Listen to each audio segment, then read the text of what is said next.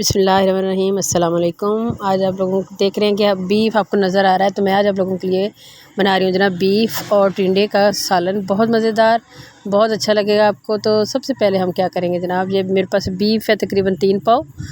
तो इसको हम अच्छे तरीके से वॉश कर लेंगे ताकि इसका जो ब्लड वगैरह है वो सारे का सारा जो है वो निकल जाए और ये बिल्कुल साफ़ सुथरा हो जाए। अब इसको धोने के बाद जो है वो मैं इसको कुकर में निकाल लूँगी, क्योंकि हम इसको कुकर में गला रहे हैं गोश्त को।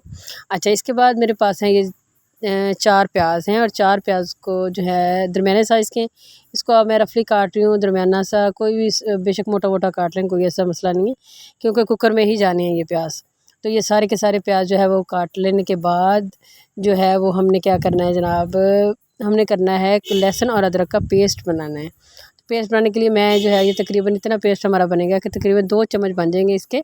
तो ये मैं कुंडी में ही इसको पीस रही हूँ और मैं हमेशा कुंडी में पीसती हूँ। फ्रेश जो है वो बहुत अच्छा रहता है सालन के लिए। तो इसमें मैंने आधा चम्मच नमक डाला है। नमक इसलिए डाला है कि ताकि जो है वो हमारा ये जो लहसुन और अदरक जो है वो फुदक के बाहर ना जाए, और अक्सर वो जाता मुझे बड़ी उससे चिढ़ होती है। अब मैं इसमें हमेशा यूँ करती हूँ, नमक डाले तो बड़े सुकून से बड़ा अच्छे तरीके से ये जो है वो पीस जाता है। अच्छा, अब इसको पीस लेने के बाद जनाब ये सारे का सारा जो मटेरियल है वो भी मैं इसमें डालूँगी, लेकिन उससे पहले मैंने टमाटर लिए हुए हैं दरमियाने साइज़ के, वो भी हम मोटे मोटे काट लेते हैं। और इसको तीनों को काट लेने के बाद और प्याज टमाटर वगैरह और ये सारी चीज़ें जो है वो हम कुकर में ही जाएंगी, और इसलिए इसको भी आप मोटा मोटा ही काटें, इसमें कोई परेशानी की बात नहीं है कि आप इसको किस तरीके से करें, बेशक पूरा साबुत भी डाल सकते हैं। अब ये जो है प्याज हो गए जनाब, हमारे टमाटर हो गए, ये मैंने डाल दी हैं। और साथ ये जो लहसुन अदरक का पेस्ट था तकरीबन 2 चम्मच, वो भी मैं निकाल के रख लिया है, डाल दिया जनाब। अब हम इसमें डालते हैं मसाले। इसमें आधा चम्मच मैंने नमक डाला है, पहले भी आधा नमक डाला था, आधा चम्मच मैंने इसमें हल्दी डाली है, और इसी तरीके से 1 चम्मच जो है वो खुश्क धनिया पिसा हुआ, और 1.5 चम्मच जो है वो हम इसमें सुरख मिर्च पीसी हुई डालेंगे। 1 चम्मच डाल दिया, एक और आधा डाल लेंगे, तो ये 1.5 चम्मच जो है वो इसमें चला जाएगा। अब हमने इसमें डालना है पानी। तो पानी आपने इसमें तकरीबन 1.5 गिलास पानी का डालना है, ज़्यादा मत डालें, क्योंकि टमाटर का पानी भी है इसमें, प्याज़ों का पानी भी है, तो उससे फिर ये जो है ना वो बहुत ज़्यादा बाद में इसको खुश्क करना जो है मुश्किल हो जाता है, मतलब मुनासिब डालें। चूल्हे के ऊपर इसको रख दें, अच्छे तरीके से हिला लिया हमने इसको, और जनाब अब हम इसके ऊपर ढक्कन दे देंगे, और इसको हमने तकरीबन टाइम लगाना है, इसका बड़ा गोश्त है तो तकरीबन 25 मिनट तो लाजमी इसके ऊपर लगते हैं। और हमेशा जो है वो आप चेक कर लिया करें कि जब भी बनाएं कभी कितना टाइम से शुरू किया था, तो 25 मिनट के बाद तक इंशाल्लाह हमारा ये जो गोश्त है वो अच्छे तरीके से गल जाएगा। ये गल रहा है, उतनी देर में हमने टिंडे छील के धो लिए अच्छे तरीके से। अब इसको जो है वो जनाब मैं 2 हिस्सों में काट रही हूँ। जो छोटे टिंडे उनको हम 2 हिस्सों में काट लेंगे, और जो बड़े टिंडे होंगे उनको आप 4 हिस्सों में भी काट सकते हैं। बाकी आपकी अपनी चॉइस है, आप जिस तरीके से इसकी कटिंग करना चाहें, जिस शेप में करना चाहें वो आप उसको कर सकते हैं। ठीक हो गया। अब ये टिंडे कटने के बाद आप देखेंगे कि 25 मिनट हो चुके हैं और गोश्त जो है वो हमारा अच्छे तरीके से गल चुका है।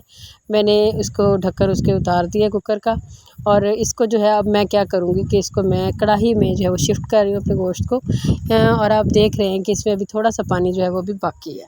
तो यूँ करेंगे हम अपनी आग जला के, तो सबसे पहले तो हमने ये जो पानी है इसको खुश्क करना है, और चेक करना है कि हमारी बोटियाँ जो वो गल गई हैं। तो आप देख सकते हैं कि बोटियाँ बहुत अच्छे तरीके से गल चुकी हैं, फ़र्स्ट क्लास हो चुकी हैं। तो बस ये होगा कि हमने ये जो पानी है वो हमने इसको खुश्क करना है। पानी जैसे ही थोड़ा खुश्क हो जाएगा, ज़रा महसूस करें आप लोग, तो आप जो है वो अब इसमें हमने डालना है घी।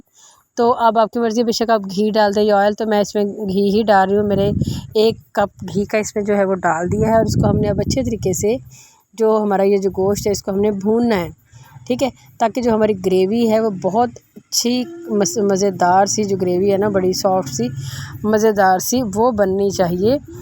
तो वो भी डाल दें, और साथ ही जो टिंडे हमने काट के रखे होते हैं कटिंग करके, वो भी साथ ही इसमें चला जाएगा। वो इसलिए मैंने जल्दी डाल दिए ताकि ये जो भुनाई होगी इसकी गोश्त की, उस भुनाई के अंदर जो टिंडों की भुनाई है वो भी अच्छे तरीके से हो, और ये जो मसाले हैं सारे वो भी टिंडे के अंदर अच्छे तरीके से रच बस जाए। अच्छा, फिर थोड़ा सा इसमें आधी कटोरी दही की भी मैं डाल रही हूँ।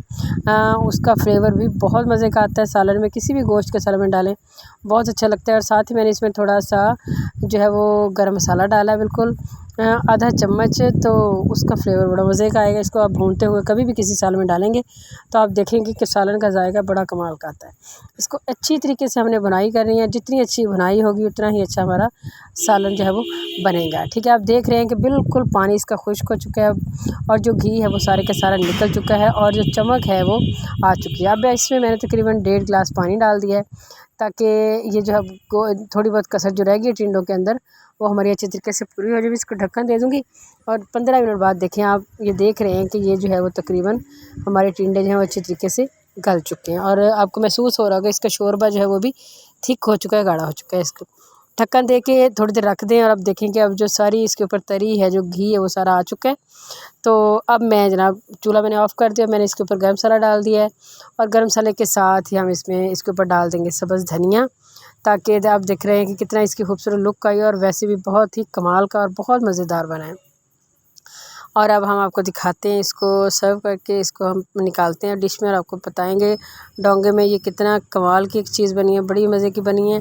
आप ये ज़रूर बनाएं। अक्सर लोग जो है वो टिंडे इतने शौक़ से नहीं खाते, लेकिन बड़ी कमाल की ये सब्ज़ी है, बहुत आला सब्ज़ी है। और ख़ास तौर पे बकरा ईद पे तो अक्सर लोग जो है वो 2-3 दिन प्योर गोश्त ही खाते हैं, लेकिन ये होता है कि अगर आप तीसरे चौथे दिन कोई सब्ज़ी हम सोच रहे होते हैं भी अब कोई सब्ज़ी इसमें डाल दें, कोई दाल, तो ये ज़रूर ट्राई कीजिएगा, आपको यकीन करें मज़ा आ जाएगा।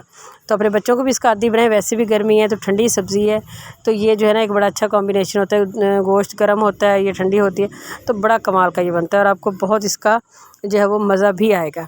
तो अगर आप इंशाल्लाह अगर आपको कुछ महसूस हो, थोड़ा सा महसूस हो कि भाई आप ये वीडियो हमारी अच्छी लगी है, तो ज़रूर हमारे चैनल को जो है वो अप्लाई कर दें, शेयर करिएगा और इजाज़त दीजिए।